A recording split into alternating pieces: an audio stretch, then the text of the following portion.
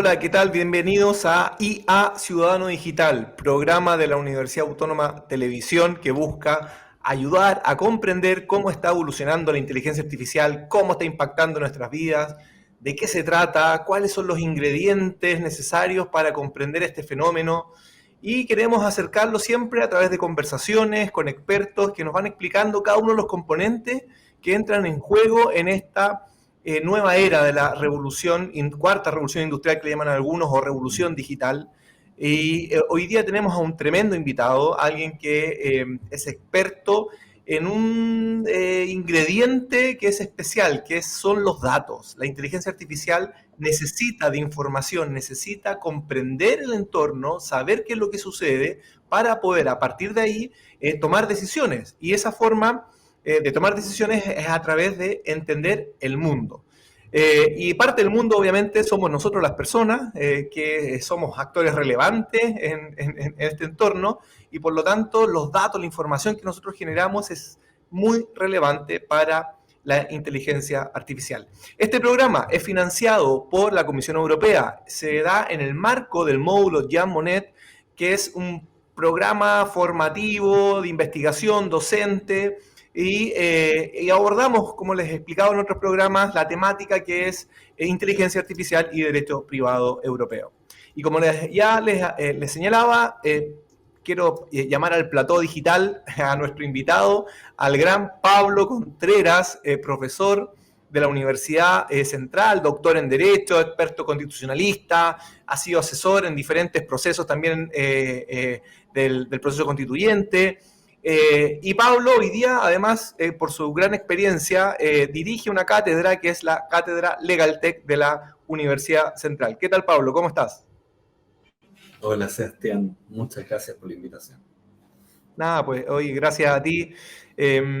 Pablo, bueno, nos conocemos ya hace un tiempo, ha colaborado también en la Universidad Autónoma hace unos años, es fundador, socio fundador del Minor en Inteligencia Artificial y Derecho, un tremendo proyecto que armamos hace un par de años, donde le enseñamos a los estudiantes de Derecho de la Universidad Autónoma y los de Ingeniería cuestiones propias de la inteligencia artificial, incluso, ¿no es cierto, Pablo? Aprenden a programar, a entender los productos tecnológicos, a diseñar, a entender los datos personales, la regulación, en fin, una serie de asignaturas que fuimos bastante visionarios en esa época, hace ya 5 años, cuando la inteligencia artificial todavía la gente no la tocaba mucho. Hoy día a través del chat GPT o GPT, la gente ya está entendiendo mucho más de esto. Oye, Pablo, la primera pregunta que le hago siempre a los invitados, sobre todo la hago porque no existe una sola definición de inteligencia artificial. Entonces, me gusta comenzar preguntando, ¿cómo entienden los expertos, en este caso tú, Pablo, la inteligencia artificial? ¿Cómo la explicarías bajo tu comprensión? Mira, es precisamente una de las cuestiones conceptuales más difíciles de todo esto. Y también genera que las personas no nos podamos acercar con claridad a lo que se entiende por inteligencia artificial, y también que muchas cosas que supuestamente dicen que son inteligencia artificial a veces ni siquiera lo son, digamos. Es una planilla Excel, por poner un ejemplo básico. Es difícil definir, y de hecho, si uno ve lo que están en los debates regulatorios mundiales, no sé, por ejemplo, la propuesta de reglamento de la Unión Europea en materia de inteligencia artificial, todavía están afinando cuál es el concepto de inteligencia artificial. Pero más allá del tema normativo, yo creo que una buena definición estándar es entender por inteligencia artificial, digamos, aquellas funciones o tareas que realiza una máquina que los seres humanos reputamos como si fuera inteligente. Entonces, hay cuestiones que hacen los computadores, las máquinas, y que decimos, esto es parecido a la inteligencia humana, ¿ya? Y cuando nosotros observamos en la máquina, en el software, en el computador, eso entendemos una idea de inteligencia artificial. Y aquí hay y por eso hay distintas formas en que se manifiesta. Tú mencionabas ChatGPT. que es un tipo de inteligencia artificial generativa. ¿Ya? Entonces, claro, escribir el lenguaje natural y responder preguntas es una tarea que denominaríamos una tarea inteligente. ¿Ya? Y a veces escribe mejor que algunas personas, o a veces reproduce puros clichés, en fin, pero es algo que uno dice, ahí veo una expresión de inteligencia humana. Lo mismo pasa con otras inteligencias artificiales, digamos. Por ejemplo, el reconocimiento facial es un tipo de inteligencia artificial que lo que hace es identificar imágenes, leerlas y decodificarlas, digamos. Y todo con, por ejemplo, el famoso CAPTCHA. Seleccione los buses, los semáforos. Bueno, es una actividad que los humanos la hacemos bastante bien, ¿no? Nuestra asociación neuronal puede ver un pedazo de la motocicleta y podemos marcar. Damos la información. Las máquinas les cuesta hacer eso. Pero cuando lo hacen, cuando identifican, cuando reconocen, bueno, nosotros estimamos que esa tarea que está haciendo es una tarea que reputaríamos como inteligente. Entonces, ¿cuáles son los ejemplos clásicos? Bueno, cuando programas a alguien, o sea, programas algo que puede jugar ajedrez, que puede jugar Go, programas sistemas expertos que dan recomendación como si hubiesen leído cientos de libros, o tiene un sistema de lector de reconocimiento facial o reconocimiento biométrico, o tiene estas inteligencias artificiales generativas como por ejemplo DALL-E, que a partir de millones de imágenes genera una imagen nueva. O ChatGPT, entre varias otras de modelos LLMs, digamos, Large Language Models, que genera texto sintético a partir de una interacción humana máquina. Entonces, yo creo que esa es la forma de aproximarse a la inteligencia artificial y por lo tanto es mucho más que ChatGPT. ChatGPT lo popularizó masivamente, pero ya teníamos predictores de texto, ya teníamos perfilamiento de individuo en base a información, ya teníamos reconocimiento facial, ya teníamos muchas manifestaciones de inteligencia artificial que operan desde el control de la asistencia de trabajadores hasta, digamos, en la escritura de documentos. Oye, Pablo, ¿y se puede explicar de alguna forma la inteligencia artificial sin los datos? ¿Qué relación existe entre la inteligencia artificial y datos? Y bueno, y luego te sigo preguntando sobre los datos, pero respóndeme esa pregunta primero para explicarle a la gente. No, mira, esto es clave. Para desarrollar sistemas de inteligencia artificial, sistemas de decisión automatizada, para entrenar algoritmos de machine learning, digamos, tú necesitas información, necesitas datos, pero información en general. Por ejemplo, para los modelos de lenguaje, necesitas mucho texto, mucho texto. Para un sistema de reconocimiento facial necesitas muchas imágenes, digamos. Y todo eso es datos, es información. Con esa información va entrenando, se va perfeccionando, va aprendiendo, va corrigiendo errores, etc. Entonces, cuando uno observa los típicos problemas de las inteligencias artificiales, por ejemplo, sistemas de reconocimiento facial, yo, por ejemplo, soy más oscurito, qué sé yo, no soy de tez blanca, no soy caucásico, probablemente un sistema de reconocimiento facial no va a funcionar tan bien conmigo como si podría funcionar con personas que responden fenotípicamente a una persona caucásica, digamos.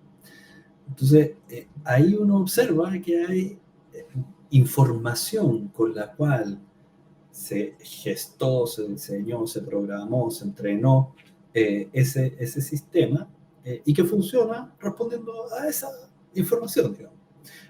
Si yo cargo un sistema experto o un lector con información solo sobre hombre, bueno, va a reproducir la respuesta respecto de información de hombres y quizás no es la misma información respecto de mujeres, por ejemplo, o de niños. Entonces, sin datos, las inteligencias artificiales no se pueden desarrollar y ni pueden florecer. Esto lo reconocen todos. Por ejemplo, esta semana en el Parlamento británico, Sam Altman de OpenAI, la empresa que generó ChatGPT, declaró ante el Parlamento británico que no es posible entrenar este LLM, este modelo de lenguaje, digamos, solo con información proveniente del dominio público. Con lo que, en alguna manera, está confesando de que era necesario violar las reglas vigentes de propiedad intelectual para poder entrenar estos modelos de lenguaje. O digámoslo así, y él hacía un matiz, digamos, no se puede entrenar con solo información del dominio público para que genere los resultados que queremos o las necesidades que queremos. Entonces, ¿qué es lo que está diciendo? Estos modelos necesitan mucha información, la información más actualizada posible. Y con eso se entrenan mejor y dan una mejor calidad de respuesta, digamos, el output del software es mejor. Entonces, en ese sentido, las inteligencias artificiales son voraces de datos, de información, para poder procesarla, mejorar y poder desarrollar sus respuestas. Oye, Pablo, sí, yendo a ver un paso un poquito más atrás, porque hablamos de datos y damos por hecho que la gente sabe qué son los datos. Normalmente la gente dice, sí, mis datos, sí, mi root, mi nombre, mi domicilio, pero eso es como llevarlo encapsular, digamos, el término datos, porque es mucho más amplio para los efectos de lo que estamos hablando. Entonces, ¿cómo podemos explicar qué son los datos en esta era digital y relacionado a la inteligencia artificial? Claro, ahí quizás la mejor distinción es una cosa de información en general, que tiene de todo. No sé, por ejemplo, el Quijote está lleno de información. Y otra cosa es un dato personal. Porque ahí yo creo que está la gran distinción, digamos. Una planilla de documentos y una planilla con números también son datos, son información. Pero la preocupación estaría, en alguna medida, en esa información que es respecto de una persona en particular. ¿Ya? Esa información que es concerniente a un individuo. Entonces, por ejemplo, mi nombre es un dato, mi domicilio, dónde vivo, cuánto peso, si tengo una enfermedad, cuál es mi edad, mi orientación sexual, si profeso alguna religión, si estoy afiliado a algún partido político, si participo en alguna actividad sindical. Y aquí uno empieza a hablar cada vez más, digamos. ¿Qué tipo de información permite a una persona identificarla o hacerla identificable? Hay unas cosas hay algunas porciones de información que son muy certeras en esto. La huella dactilar permite una identificación biométrica bastante certera en general. La información de ADN también. El iris del ojo también. Y después tenemos otro tipo de informaciones que es muy, muy sencillo asociar, digamos. Uno puede geolocalizar dispositivos tecnológicos, teléfono, dispositivos GPS, smartwatch, en fin, digamos. Y esa información te dice mucho de una persona. Si sale a correr, si va al trabajo, a qué hora llega, cuánto tiempo está, si después del trabajo se va al supermercado, o no se va al supermercado, sino que se va a un bar, a una botillería, en fin. O que compra en el supermercado. Que compra, ¿cuánto tiempo pasa ahí? En fin, entonces, por ejemplo, el historial de navegación en Internet, yo creo que cualquier persona diría, esto es súper personal. Uno pregunta muchas cosas en Google, quiere averiguar cosas. Entonces, o las cosas que lee, o las cosas que ve. Todo eso ya nos va configurando una información que permite perfilar a una persona. Sí, pero Pablo, entonces, según lo que nos estás diciendo, los datos no solamente tienen que ver con nuestra información personal, sino que también los datos sería nuestro propio comportamiento, nuestra conducta podría ser considerado un dato, esa lectura por parte de un tercero de lo que nosotros hacemos a diario. Claro, nosotros generamos información en distintos niveles, efectivamente, y esa información puede hacer a una persona identificable, ¿ya? Entonces puede constituir un dato personal. Eh, de hecho, hay información que uno dice, esto no es un dato personal. Por ejemplo, la patente de un vehículo. ¿Es información personal o no? Es un número identificador de un vehículo, digamos. ¿Ah? Bueno, pero no hay que hacer un gran esfuerzo para saber quién es el dueño de ese vehículo. ¿Ya? Y a veces será una empresa, por ejemplo, pero a veces será una persona, digamos. Entonces, esta persona, ¿cuántos vehículos tiene? ¿Qué vehículos tiene? ¿Desde cuándo los tiene? Es mucha información que se va. Entonces, ese tipo de asociaciones, uno cree que dato personal es solo el DNI, el Claro. nombre, la fecha de nacimiento, los antecedentes de salud, los títulos académicos, pero no genera información constantemente. Entonces, ¿qué es lo que pasa? Los sistemas de inteligencia artificial ocupan todo tipo de información para ser entrenados. Eh, Incluso ocupan información creada artificialmente, datos sintéticos. Eh, Eso es lo que requiere para poder entrenarse, desarrollarse, perfeccionarse, etc. Pero entre eso ocupan dos tipos de información o datos que tienen cierta regulación especial. Ya estábamos hablando, digamos, información sujeta a protecciones de derechos de autor. Y esa es la gran polémica en propiedad intelectual en el último tiempo. Es decir, obras que fueron utilizadas para entrenar inteligencias artificiales, pero que estaban protegidas bajo el derecho de autor. Y la otra gran área general, digamos, de protección de esta información es las leyes y las regulaciones de protección de datos personales. Porque utilizan información de uno para poder dar las respuestas, entrenarse, etc. Entonces, y por eso ponía el ejemplo del reconocimiento facial. Utilizan los puntos biométricos de una cara, de un rostro, de individuos para poder entrenar dispositivos que generan una serie de elementos, digamos. O sea, las fotos de los celulares son cada vez mejores porque de alguna u otra forma utilizan cada vez mejores lentes entrenados con algoritmos que identifican cada vez mejor cómo sacar esa imagen, cómo capturarla. Y bueno, esto llevado al extremo permite incluso una vigilancia en tiempo real de individuos a través de cámaras de vigilancia con sistemas de reconocimiento facial.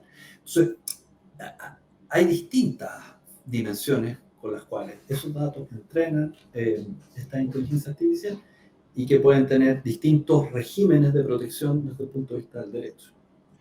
Oye, Pablo, y de lo que también nos estás señalando, deduzco que no todos los datos entonces son iguales. Hay información que no necesariamente son datos personales, y hay datos personales que pueden ser más sensibles o sea, información nuestra que son más sensibles que otra información, otros datos. Eh, ¿Tiene esto, hoy día en nuestra regulación, en nuestra ley de protección de datos personales, se hace esta distinción y existe una protección realmente de esos datos más sensibles? Explícanos entonces un poco cuáles serían esos datos sensibles y cómo se protegen, porque claro, si yo tengo una enfermedad o tengo alguna condición que es íntima, no quiero que todos la conozcan y por lo tanto, por lo que deduzco ya, la inteligencia artificial o nuestro entorno, los algoritmos que nos rodean, pueden estar aprendiendo de ellas, ¿o no? O conociendo esa información que puede ser crítica. El ejemplo que da Sebastián es uno de los más claros y que hace bien sencillo entender la idea de dato sensible. Un dato médico, una condición de salud, una enfermedad, una preexistencia. ese tipo de información, que es relativo a una persona, por ejemplo, puede identificar una serie de cuestiones respecto a ese individuo, ¿ya?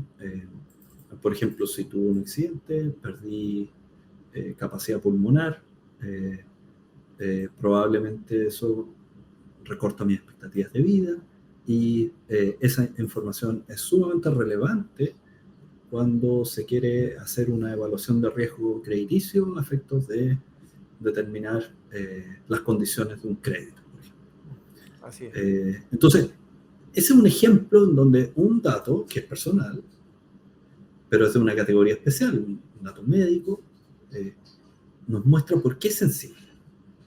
¿Ah? Porque eso puede determinar la forma en que el individuo puede acceder a ciertas cuestiones. Y en ese caso, digamos, un crédito comercial podría ser discriminado.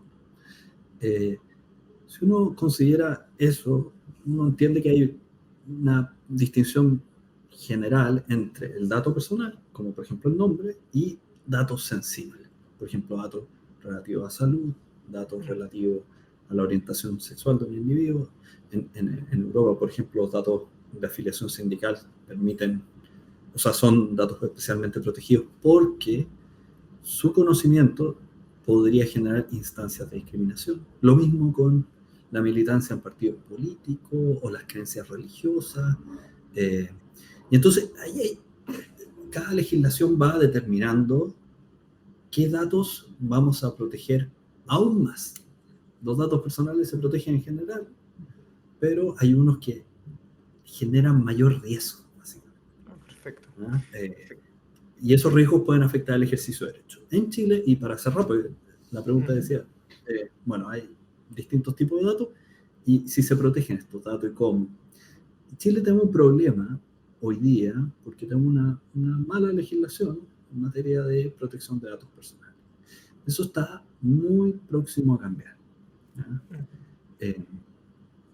De hecho, ya está en las últimas etapas en el Congreso un proyecto de ley que ajusta nuestra legislación a los estándares del Reglamento General de Protección de Datos de la Unión Europea. ¿Y eso qué es lo que va a hacer? ¿Cómo se van a proteger los datos? ¿Ah?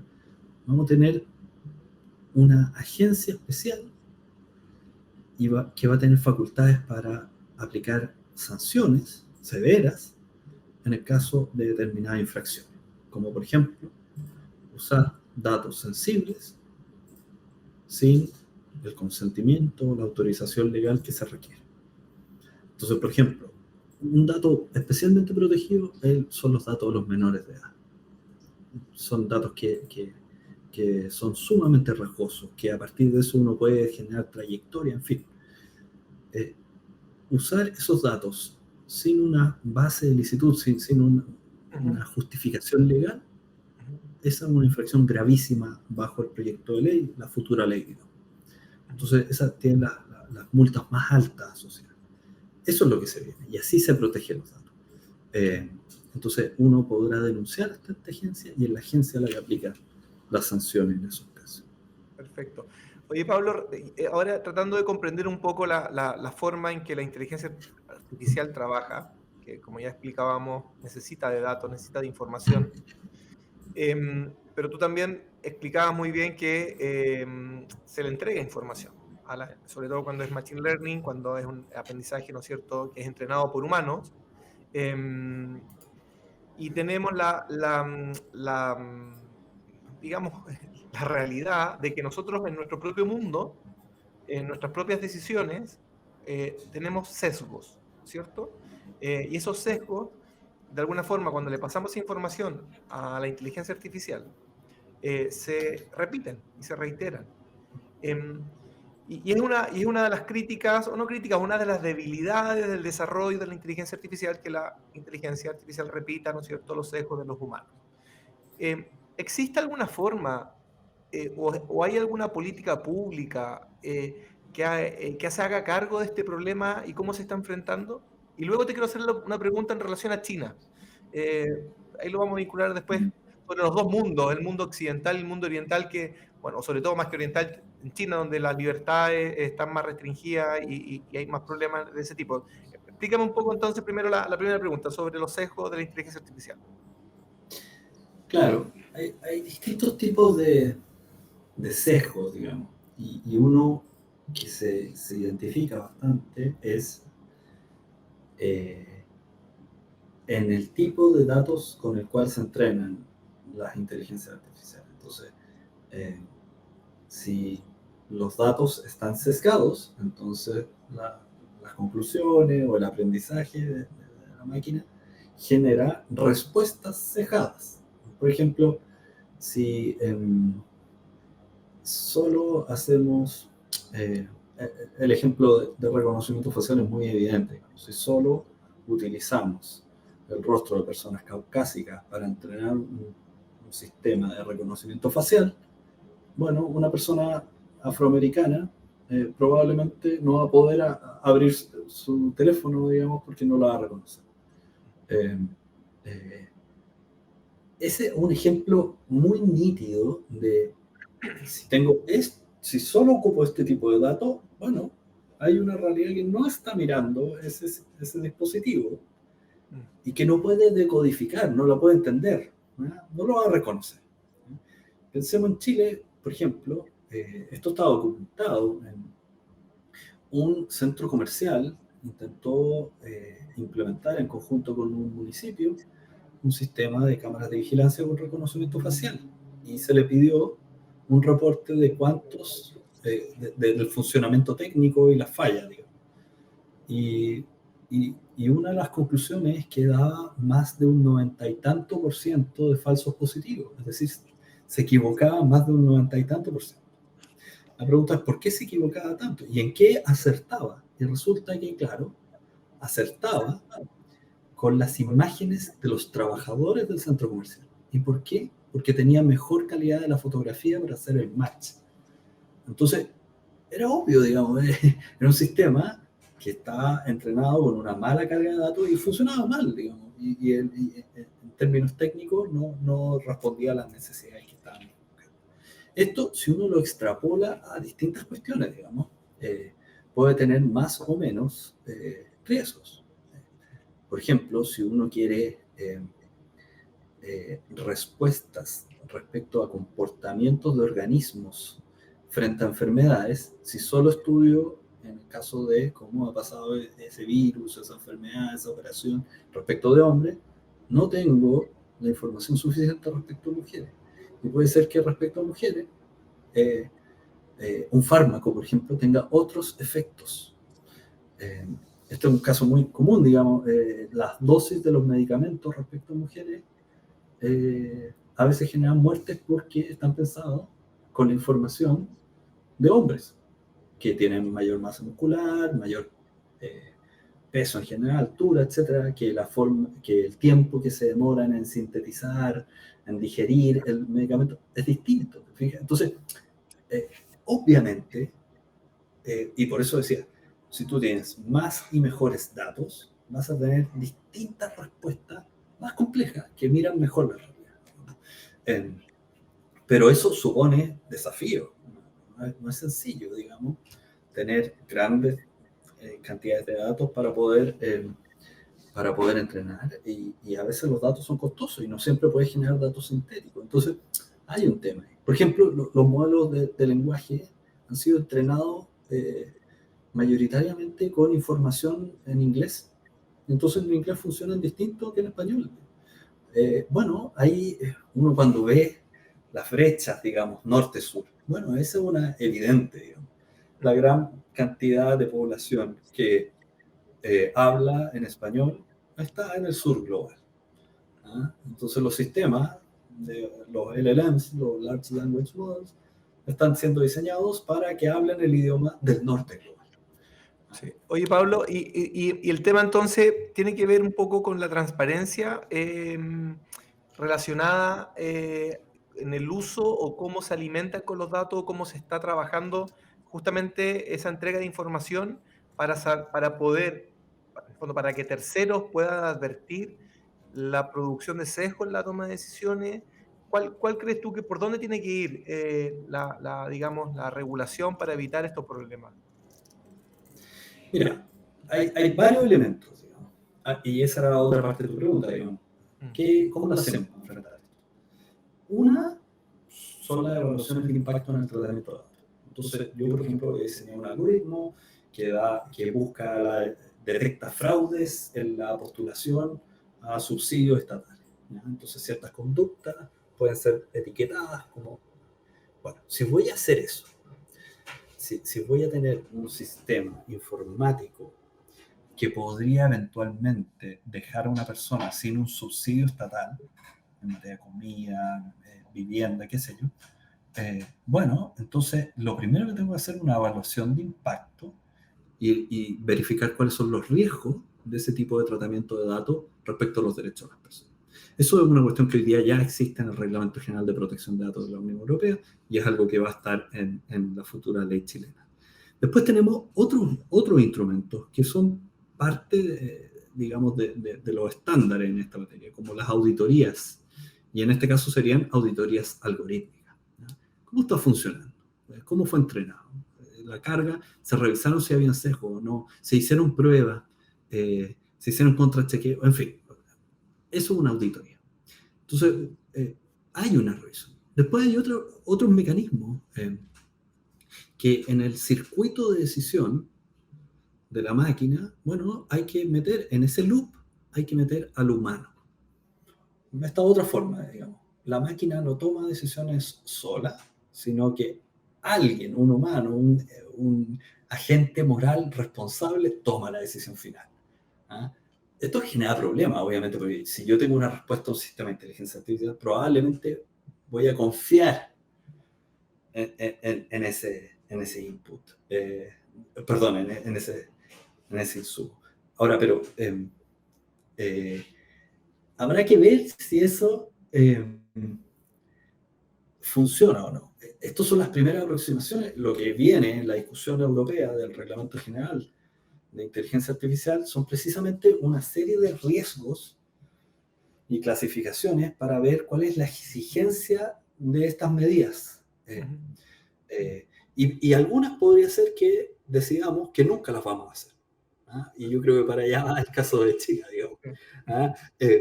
Y eso es una de las posibilidades. Y otras posibilidades son precisamente, bueno, vamos a aceptar algunos sistemas, pero le vamos a poner muchas exigencias. Mira, fíjate, déjame poner solo un parangón que yo creo que ilustra bastante. La industria de la salud y farmacéutica en general es altamente regulada. Genera permisos, licencias, tiene controles, testeos, las Así es. autoridades sanitarias intervienen. ¿Por qué? Porque generar un fármaco que pueda salvar vidas, aliviar enfermedades, hacer llevar la vida con las enfermedades, bueno, eso es un desarrollo científico guiado, tutelado, pero que también en el camino puede generar riesgo, digamos, un fármaco mal diseñado, mal elaborado puede ser fatal, letal, literalmente, digamos. Bueno, si uno piensa en un sistema de inteligencia artificial que puede afectar derechos, en esa lógica, bueno, dice, entonces vamos a tener que hacer pruebas, vamos a tener que tener controles de la autoridad, eh, vamos a tener que exigir ciertos chequeos, eh, van a haber licencias provisorias, qué sé yo. Y también, al igual que la industria farmacéutica, hay cosas que se pueden producir, pero las vamos a prohibir. Perfecto. Hay cosas que se pueden hacer terapéuticamente, pero las vamos a prohibir. Entonces, esa es la discusión. ¿Ah? Hay algunos niveles de riesgo y hay técnicas para eso, como las que te mencionaba, la evaluación de impacto, la auditoría, Human on the Loop. Pero también hay decisiones donde políticamente y moralmente decimos, estas cosas no las vamos a aceptar.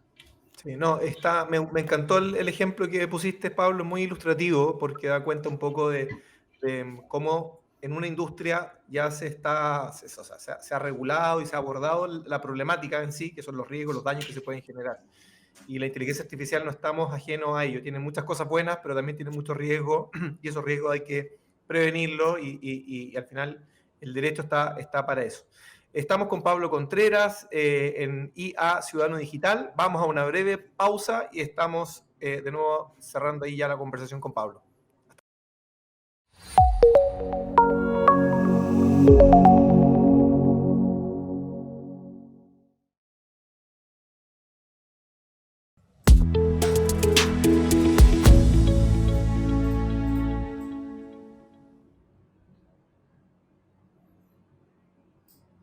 Estamos de vuelta ya en IA Ciudadano Digital, programa de la Universidad Autónoma de Televisión, auspiciado por la Comisión Europea y obviamente desarrollado por la Facultad de Derecho y el Instituto de Investigación en Derecho y el Grupo de Inteligencia Artificial en Derecho de la Universidad Autónoma de Chile. Y estamos conversando con Pablo Contreras, que nos acompaña para explicar la relación entre inteligencia artificial y datos, y estábamos conversando un poco de los sesgos, de los riesgos que existe en la toma de decisiones con esos sesgos. Y quería hacerle una pregunta a Pablo justamente en relación a un tema que yo creo que va a ir increciendo, va a ir escalando.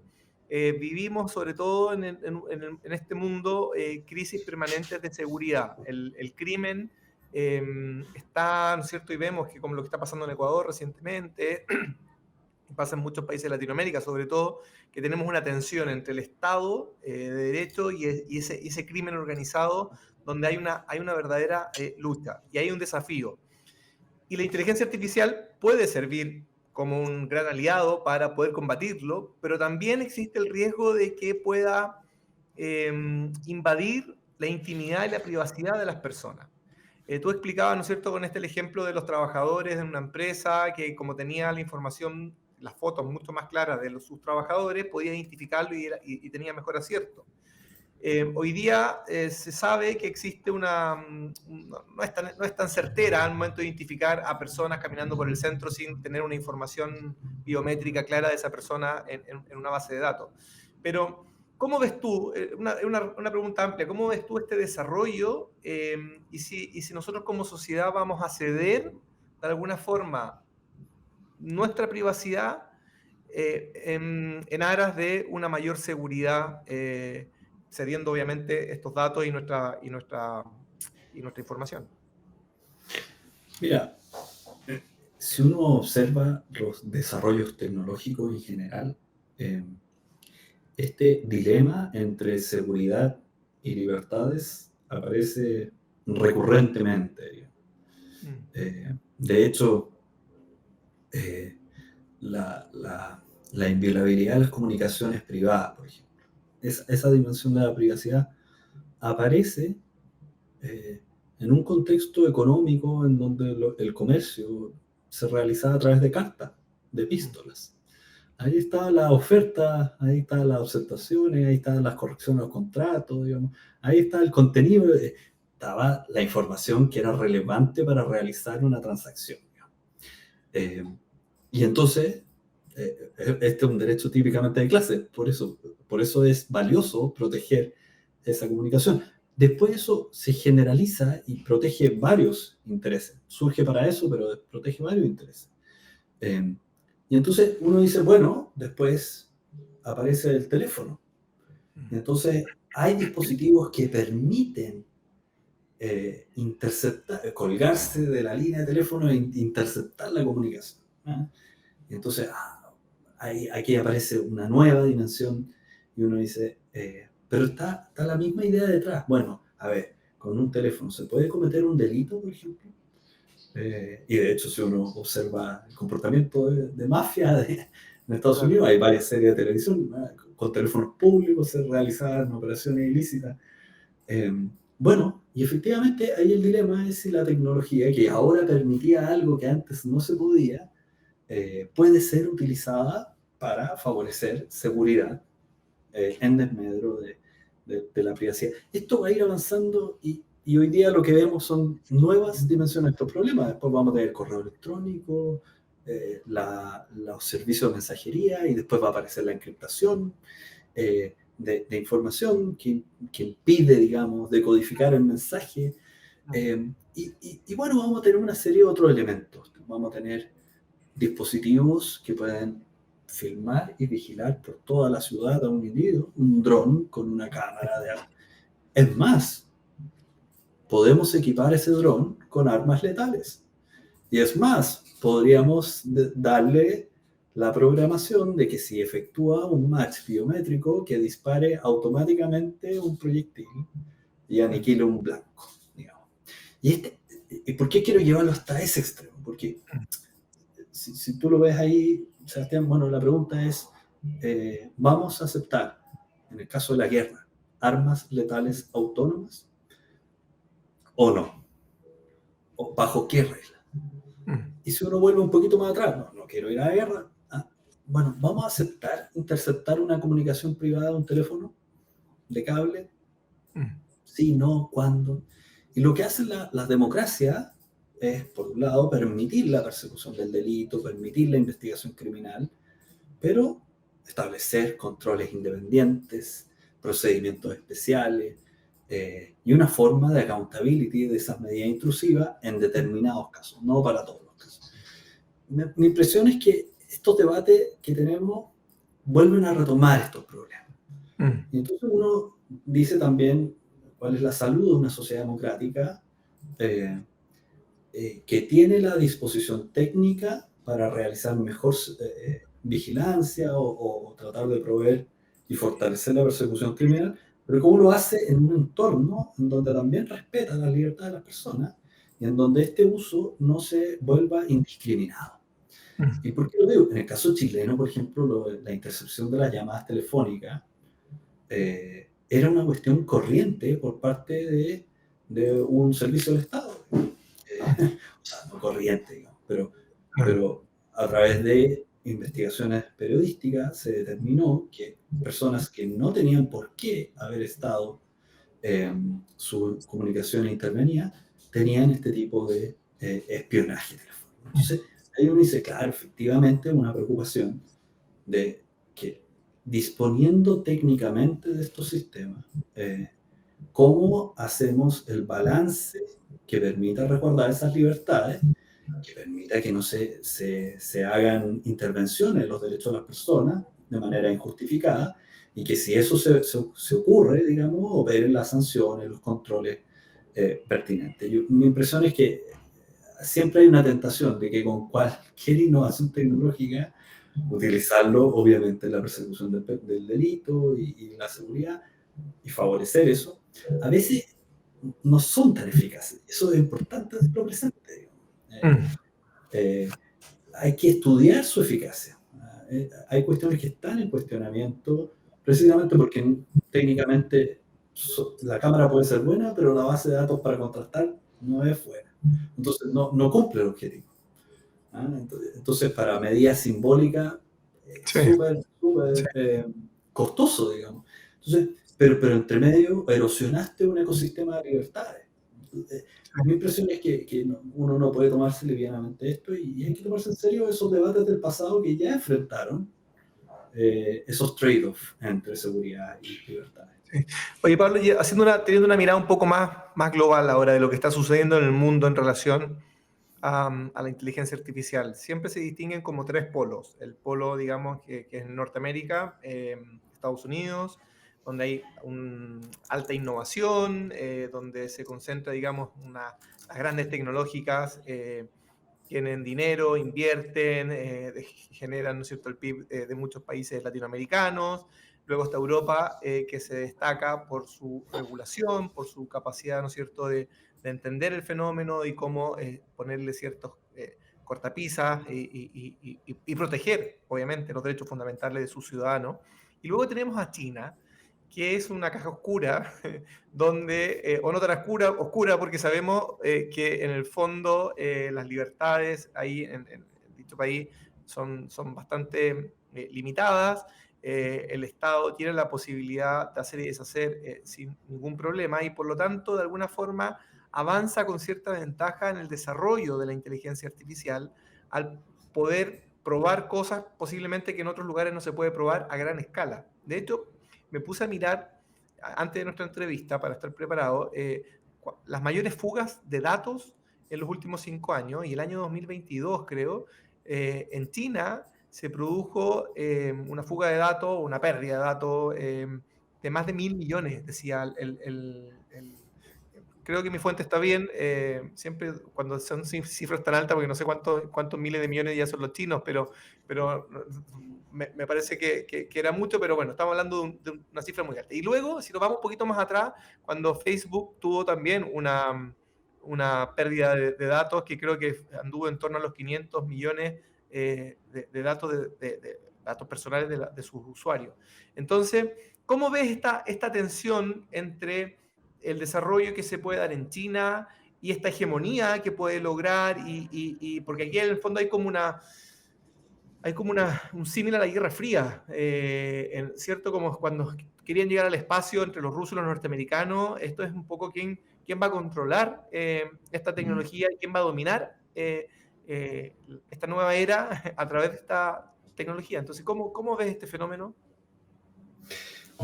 Mira, una pregunta ambiciosa. Yo no soy un experto en geopolítica, pero esta es la geopolítica de la inteligencia artificial. Y solo puedo darte algunas pinceladas al respecto. Lo primero, que yo creo que tú lo señalas correctamente, digamos, si uno observa los grandes productores de la tecnología de inteligencia artificial, no es la Unión Europea, China, Estados Unidos, y claro, hay países de la Unión Europea que estarán en los 10 primeros, pero es por lejos China, Estados Unidos. Entonces, eh, eh, cada estado, digamos, China, Estados Unidos, y tomemos la Unión en su conjunto, tienen distintos enfoques para esto, ¿no? En China hay una idea detrás de soberanía de datos, ¿no? Entonces, y eso lo puede hacer porque es parte coherente con un modelo de Estado y también con una posición económica dentro del contexto global. En Estados Unidos hay una idea general de libre tráfico de datos para poder generar eh, los sistemas de inteligencia artificial. También muy anclado en la idiosincrasia estadounidense. Bueno, Europa, que no es un gran desarrollador, sí es un líder en regulación, digamos. Entonces, yo siempre digo esto, digamos. Hay un profesor de la Universidad de Valencia, Gabriel Domenech, que dice, bueno, la Unión Europea es un exportador de regulación. Y entonces, claro, lo que hace es liderar un reglamento general de inteligencia artificial donde fija sus coordenadas para el desarrollo. Y como es un consumidor, aunque no sea desarrollador, es un consumidor, también puede fijar términos de intercambio, digamos, a través de esas regulaciones. Uno podría pensar que eventualmente otras áreas podrían hacer eso si tuvieran el mismo nivel de cohesión y de coordinación, ¿eh? Pero actualmente solo la Unión Europea uno puede observar una cosa así. Entonces, no es tan claro cómo se vaya a dar esto, incluso en el futuro cercano. Porque además tú sostienes claramente, primero están los estados, sí, pero ya sabemos con la globalización que, digamos, el capital no respeta fronteras, ¿no? Más allá del modelo chino, pero el capital no respeta fronteras. Entonces, una empresa transnacional no tiene por qué, digamos, deberse ni a los europeos, ni a los chinos, ni a Estados Unidos, digamos. Vende servicios, ¿no? Entonces, es universal, es global en ese sentido. Y entonces intentará ajustarse a los términos de los europeos, pero también de los chinos, y en todo intentar vender servicios en cualquiera de esos estados.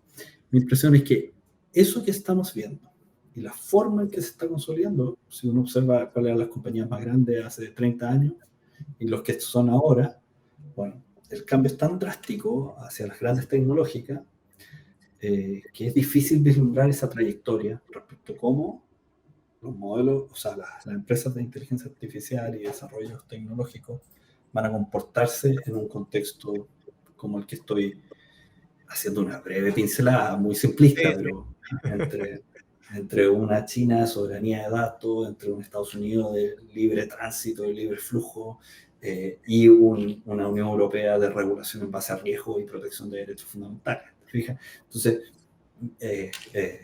ahí yo creo que esas son las coordenadas para ubicar a estos actores y ver cómo se van desarrollando. Perfecto.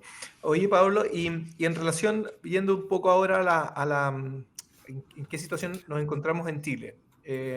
Tú ya has mencionado un poco la Ley de Protección de Datos Personales, que creo que está en la Comisión Mixta. Leí una columna tuya en el Diario Financiero, creo, recientemente, y sobre algunos riesgos que ves. Quiero que me explique un poquito cuál es ese riesgo que adviertes, que estás viendo, ¿no es cierto?, en la discusión legislativa. Y también quiero que nos expliques, por último, cuál es el estado del arte, de la regulación de la inteligencia artificial en Chile, si podemos, es algo que también se ha señalado por los expertos, liderar en el cono sur, digamos, de alguna forma, esta regulación y ser un ejemplo, sobre todo para dar certeza y seguridad. Cuando hay certeza y seguridad, uno también puede atraer inversión, desarrollo, y puede ser preferido como país para poder invertir y para que exista más innovación. ¿Cómo están estos dos escenarios? Sí, mira, la controversia sobre la reforma de la ley de datos, que está a punto de salir, está en la comisión mixta, tiene que revisar una serie de nudos, algunos más relevantes y otros menos. Hay uno que a mí me preocupa, que creo que sería una mala noticia que se aprobara, son las fuentes accesibles al público. Uh-huh. ¿Qué es esto?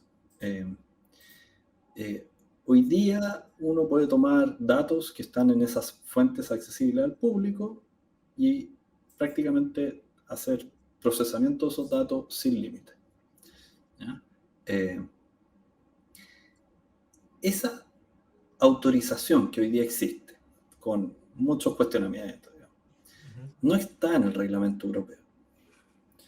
Y no está porque se hace todo un listado y se detallan y se establecen condiciones. Entonces está el consentimiento para tratar los datos, pero también está la autorización legal, el interés legítimo. En fin, a mí me parece que es un estándar regulatorio súper claro, nítido, para ver cuáles son las responsabilidades, los derechos, etc. Y eso es lo que entendió el Congreso en la Cámara de Diputados.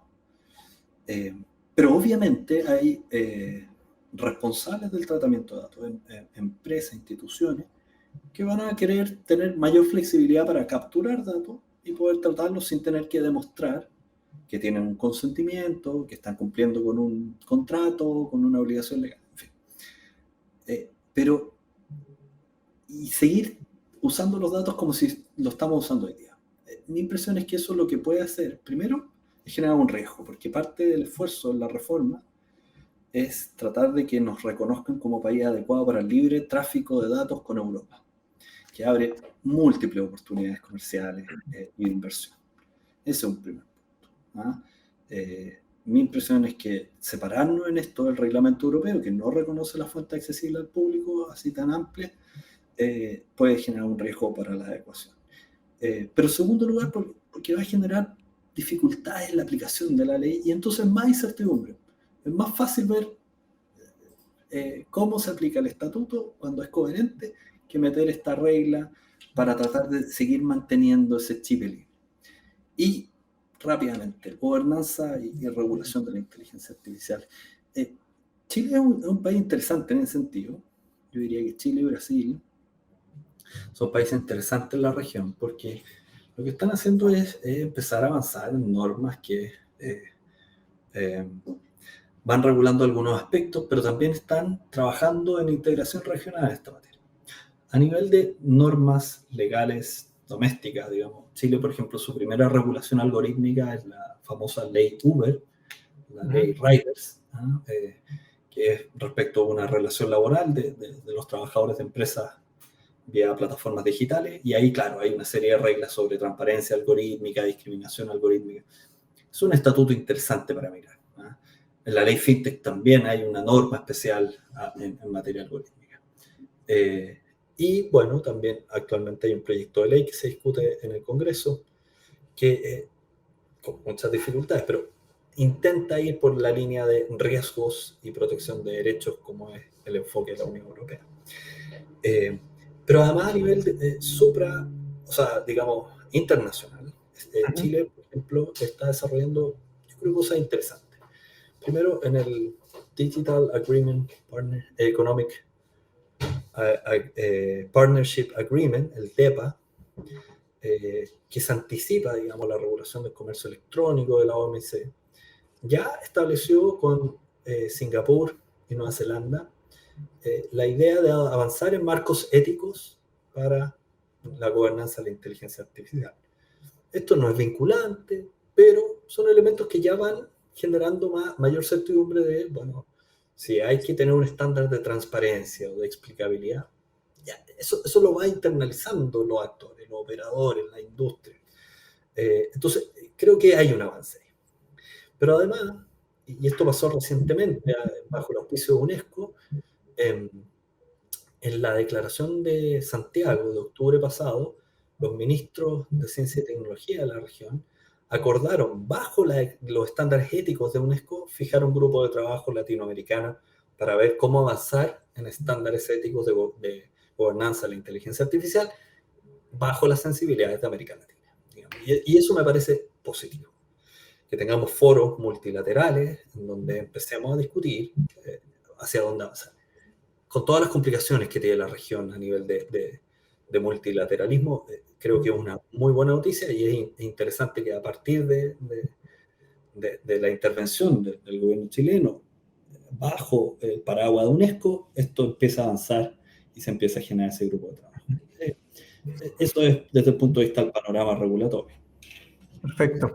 Oye, Pablo, mira, quiero terminar esta entrevista con una última pregunta que tiene que ver también con mi línea de investigación, con el consumo y con los datos. Hoy día sabemos que el dato tiene un valor, ¿cierto? Y como valor es aprovechado por las grandes empresas y grandes tecnológicas para desarrollar su inteligencia artificial. Y muchas veces nosotros como consumidores accedemos a ciertas aplicaciones de forma gratuita, entre comillas. Gratuita porque estamos entregando datos, algo estamos entregando. ¿Tú crees que se puede avanzar a un ecosistema en donde el dato que nosotros entreguemos de forma libre, dando nuestro consentimiento, tenga un valor monetario? O sea, que de alguna forma el consumidor pueda ser retribuido por esa entrega de ese dato, o es algo muy, o es ciencia ficción. ¿Has escuchado algo de esto o no? Mira, hay una línea de investigación sobre entender la relación de datos y las personas en clave de propiedad, digamos. Natalia Purtova es una de las investigadoras en esa línea. Y yo creo que desde el prisma del análisis económico del derecho es posible hacer esa mirada. Mi impresión es que lo que estamos avanzando es precisamente a una mirada distinta, no porque no pueda existir la idea de, la idea de intercambios en esas relaciones, sino para que se eviten los riesgos que suponen el intercambio. Sobre todo en personas por la simetría que hay. O sea, hay una fuerte simetría. Por ejemplo, en consumo, una categoría que antes no existía, hoy día es clara en las líneas de investigación, es el consumidor vulnerable. Así es. En datos personales, el titular vulnerable de datos es mucho más extendido. No tiene noción del valor económico, no tiene noción de sus posibilidades de abuso, tiene pocos incentivos para protegerlo económicamente si no ve conexiones directas, etc. Entonces, eso es lo que tú observas cuando en la calle, a la salida de una estación de metro, hay jóvenes que están dando el iris de su ojo a cambio de bitcoins, digamos. Pero claro, porque carecen de la conciencia, no cuantifican razonablemente bien cuánto vale eso en una trayectoria de tiempo. Entonces, mi impresión es que este riesgo es lo que ha hecho precisamente que, en vez de enfocarnos en las eficiencias que podrían haber en los intercambios cuando los datos se conciben como activo económico, digamos, y que podrían generar esto, es precisamente mantener una relación mucho más de titularidad de derechos y por eso hacer una legislación tutelar de las personas y su información personal. Y me parece que eso es clave, sobre todo respecto de la información sensible y de niños, niñas y adolescentes, por ejemplo. Sí, estoy muy de acuerdo contigo, Pablo. Yo creo que la exposición es mucho mayor de los ciudadanos, de las personas, justamente por esa simetría y por no comprender muchas veces la trascendencia que tiene la información la trascendencia de la información que entregamos, o sea, que trasciende en el tiempo y el control que se puede ejercer también sobre nosotros.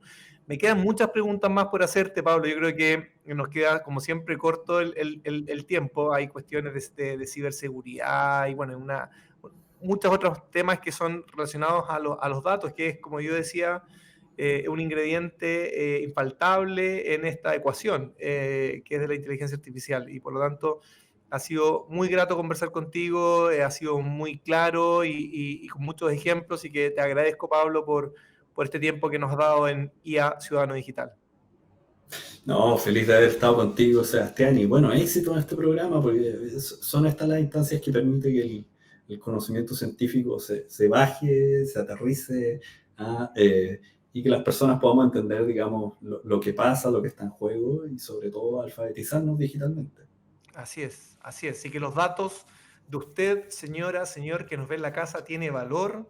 Cuídelos, sepa que en el fondo, con esa información, usted tiene, si la entrega, se puede exponer, y por lo tanto, no siempre uno tiene que dar el root, no siempre uno tiene que dar la información, no siempre tiene que exponerse a entregar datos que son muchas veces también sensibles.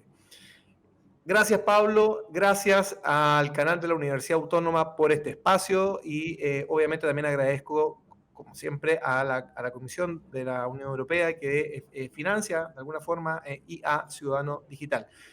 Nos vemos la próxima semana con un nuevo invitado conversando sobre temas tan interesantes como el de hoy. Nos vemos. Adiós.